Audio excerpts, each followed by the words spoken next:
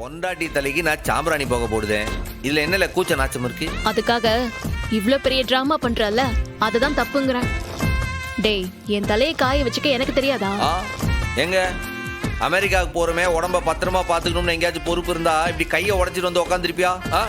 இப்படி ஈர தலையோட இருந்தா என்ன ஆகும்ல?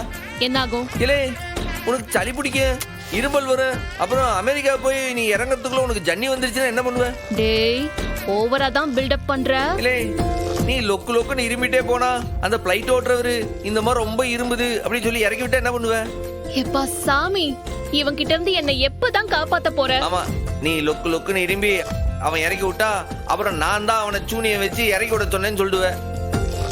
ஏய், நீ பிளைட் ஏற வரைக்கும் உன்னை பக்குவமா பாத்துக்கிடணும். என் பாண்டுவத்தை என்ன செய்ய விடு. நீ முதல்ல தலையை கட்டி திரும்பல திரும்ப. சுடுது.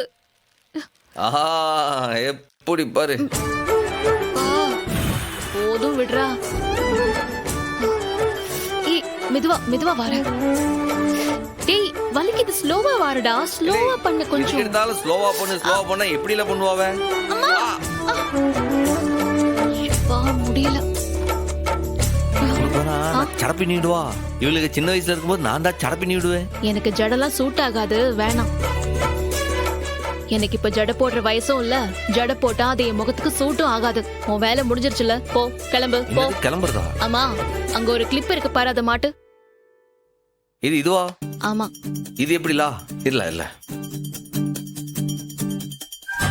இன்னும் கொஞ்சம் எடுக்கணும். அதுல பாதி, இப்போ இதுல பாதி.